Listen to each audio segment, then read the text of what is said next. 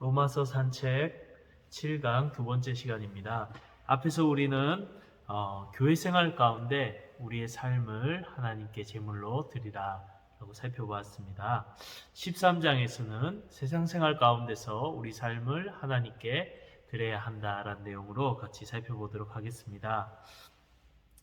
그리스도인이 세상 가운데 삶의 제사를 어떻게 드려야 될까요? 오늘 본문의 내용에는 세 가지로 이야기합니다. 첫 번째, 권세자들에게 복종하라. 3장 13장 1절에서 7절. 두 번째, 이웃을 사랑하라. 13장 8절에서 10절. 세 번째, 세상과 동화되지 말고 빛의 갑옷을 입어라. 13장 11절에서 14절까지 말씀. 그렇죠. 국가와 윤리와 문화, 이 세 가지 관점에서 그리스도인이 세상에서 우리의 삶을 하나님께 참된 예배로 드려야 된다라고 이야기하고 있습니다. 먼저 권세자들에게 복종하라 라는 내용을 살펴보겠습니다. 13장 1절에서 7절까지 말씀인데요. 제가 1절에서 2절까지 말씀을 읽어드리겠습니다. 각 사람은 위에 있는 권세들에게 복종하라. 권세는 하나님으로부터 나지 않음이 없나니 모든 권세는 다 하나님께서 정하신 바라. 그러므로 권세를 거스르는 자는 하나님의 명을 거스름이니 거스르는 자들은 심판을 자취하리라. 네, 권세들에게 복종하라 라고 나오는데요. 이 권세들이 누굴까요? 3절에 보면 다스리는 자들, 그리고 6절에 조세에 관한 이야기를 볼 때 당시 로마 정부의 관원들을 의미하는 걸로 볼 수 있습니다. 오늘날의 이제 공무원들이나 또 이 나라의 지도자들이라고 할 수 있겠죠. 왜 복종해야 됩니까? 권세가 하나님으로부터 나왔다 이렇게 이야기하고 있습니다.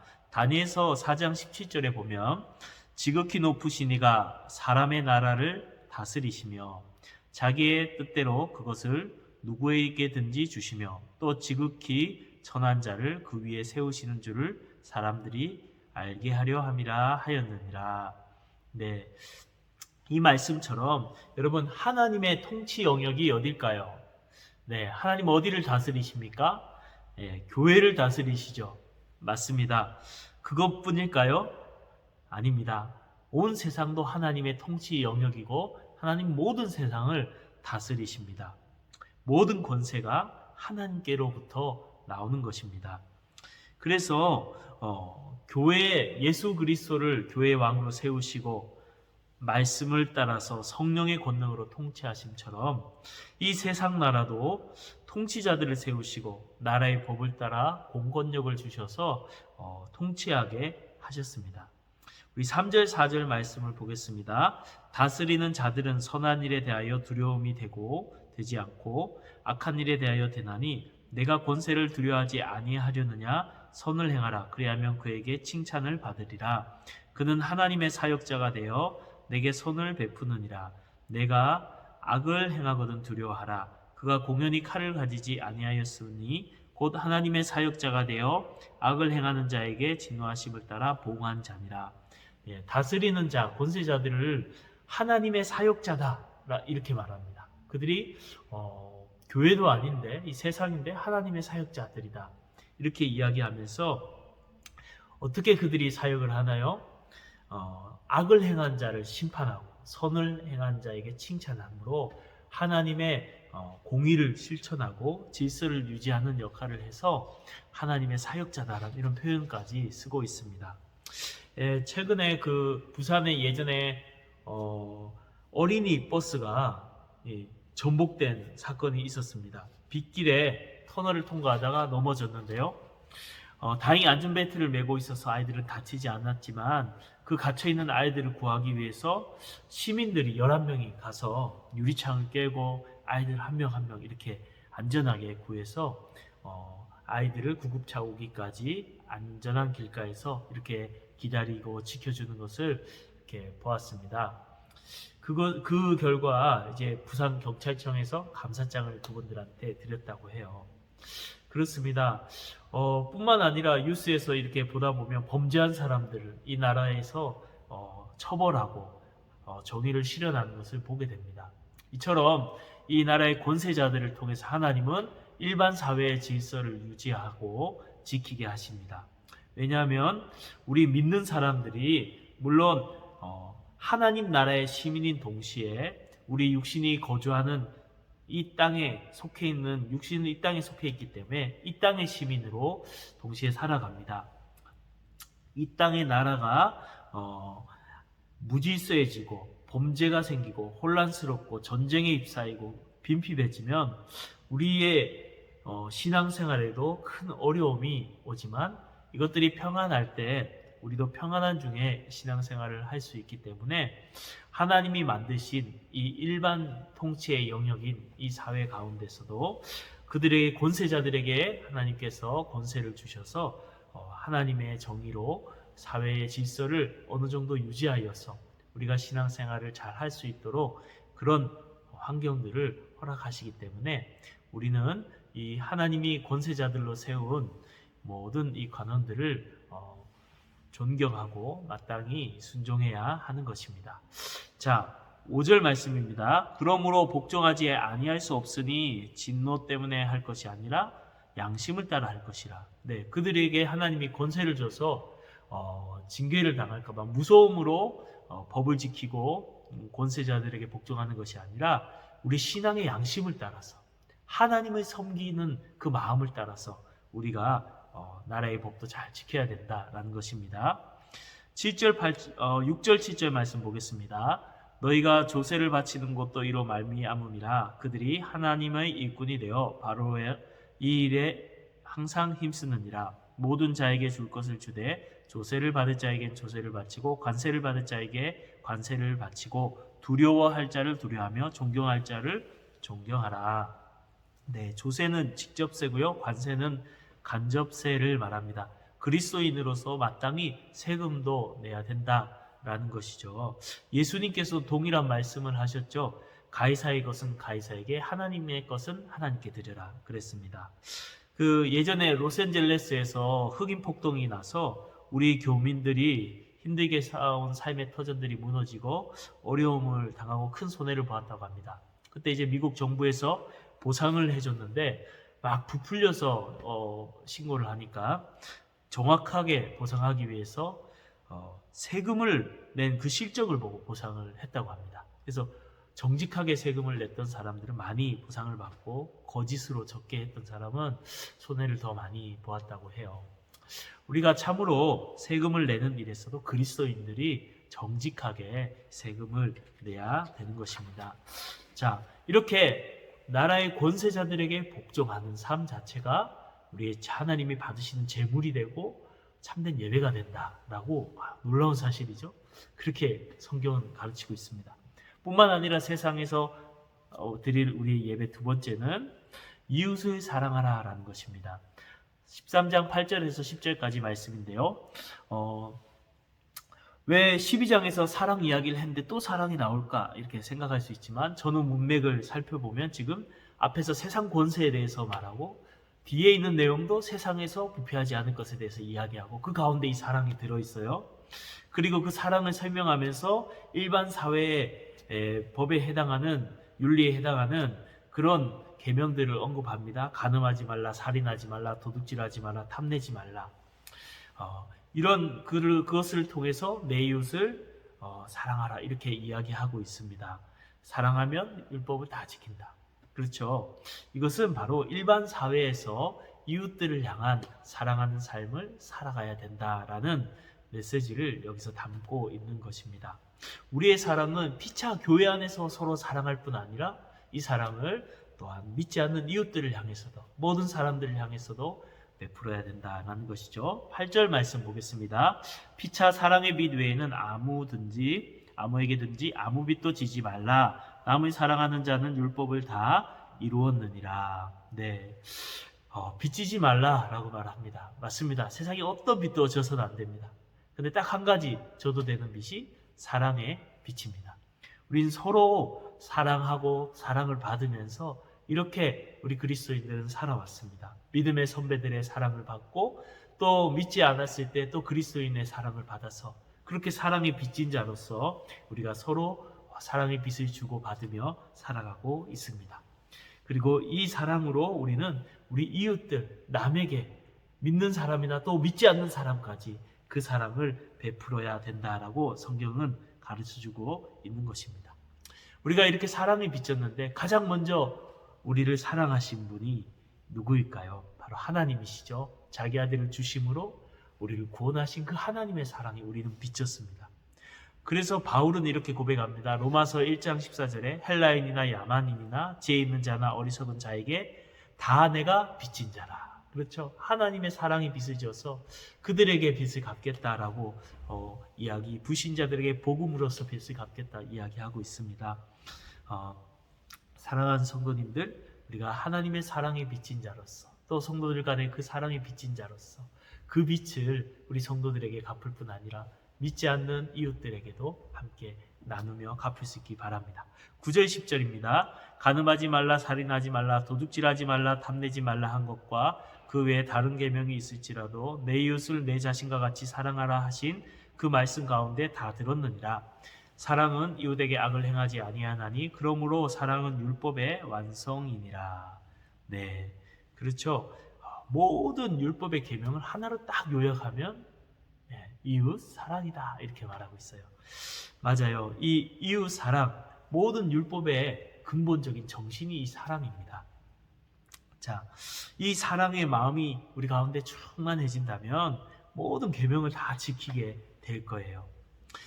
그리고 선한 것을 추구하게 되겠죠.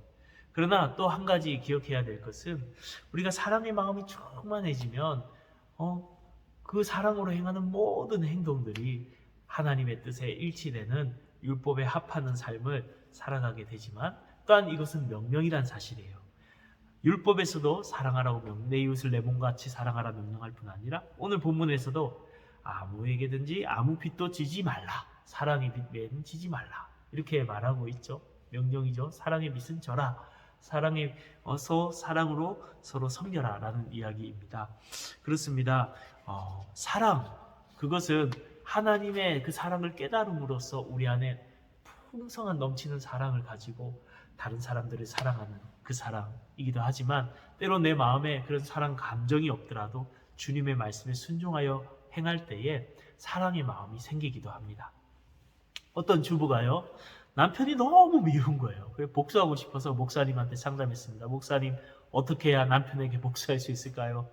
그래서 어떻게 해야 남편을 고통스럽게 하고 이혼할 수 있을까요? 그래서 목사님이 어이가 없어서 이렇게 얘기했습니다. 그렇다면 정말 남편에게 잘해 주십시오. 남편이 아내가 사랑한다는 것을 믿도록 친절하게, 따뜻하게, 사력 있게 맛있는 음식으로 그렇게 표현하면서 완전히 아내가 나를 너무 사랑하구나 라고 감동되도록 그렇게 베푸십시오.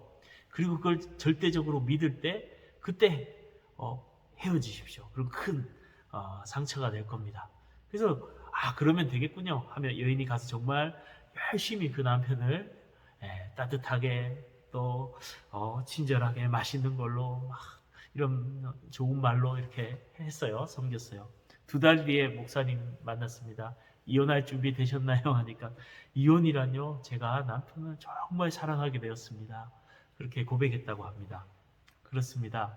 우리가 사랑을 하는 이 하나님 말씀에 순종해서 사랑한 삶을 살아갈 때에 우리 마음에 사랑의 마음이 회복되어요.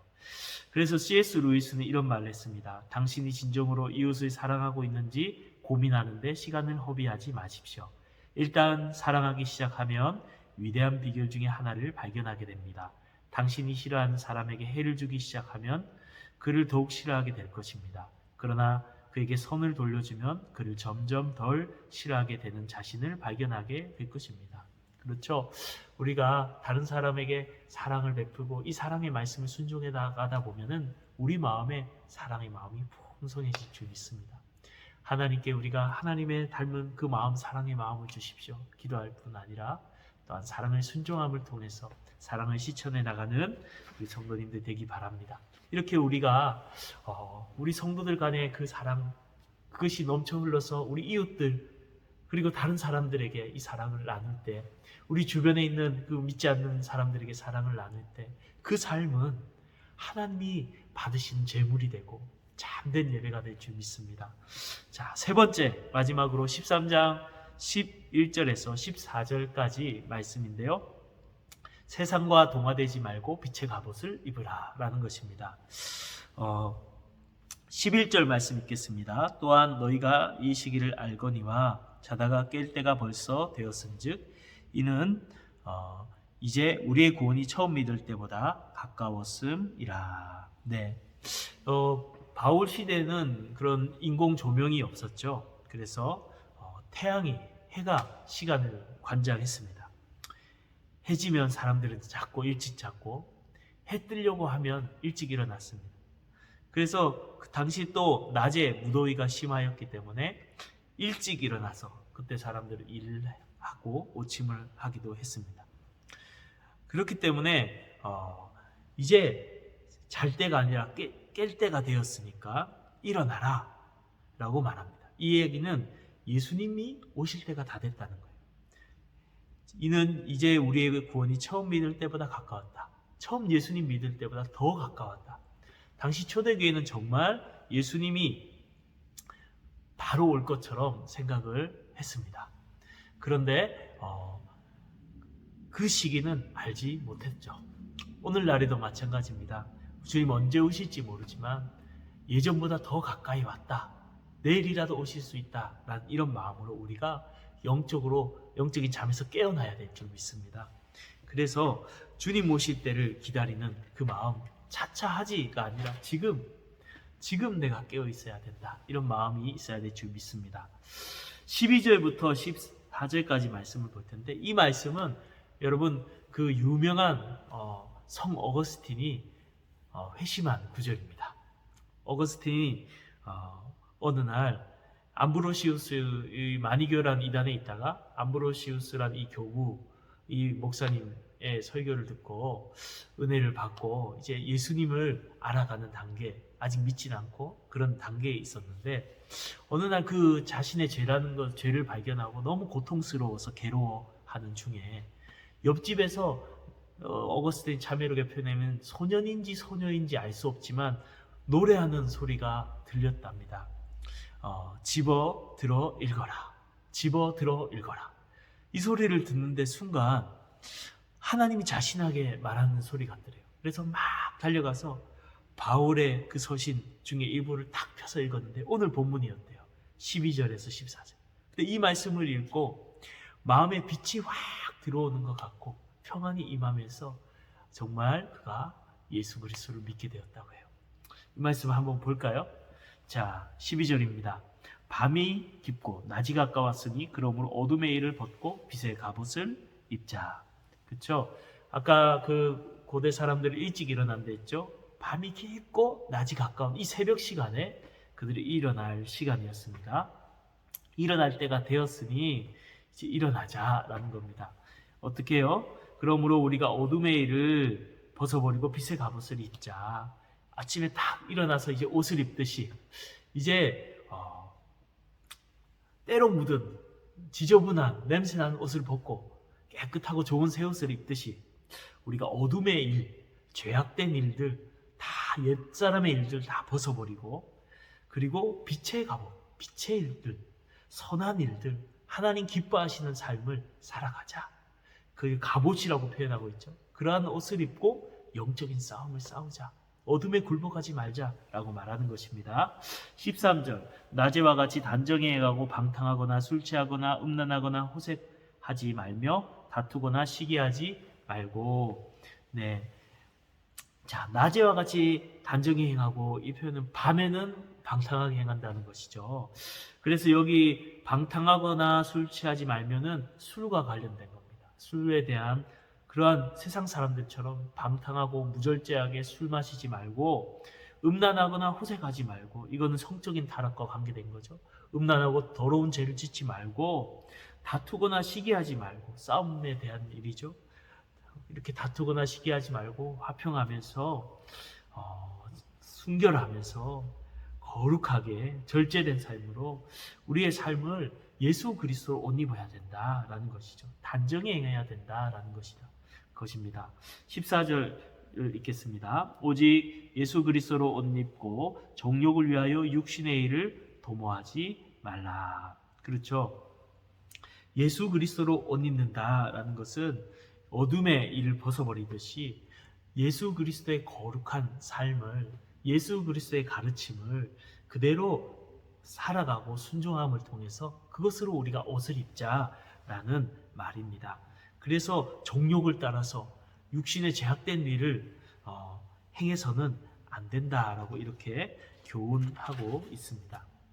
그렇습니다. 우리가 세상에서 죄악되고 오염되고 음란하고 더러운 이 문화, 이 상황 가운데서도 그것들을 본받아가고 그렇게 세속화되고 동화될 것이 아니라 정말 예수 그리스도를 닮아가고 빛의 아들의 빛의 갑옷을 입는 삶, 그리스도로 옷 입는 삶을 살아감을 통해서 그렇게 우리가 살아갈 때에 우리의 삶은 하나님이 받으시는 거룩한 제물이 될 줄로 믿습니다.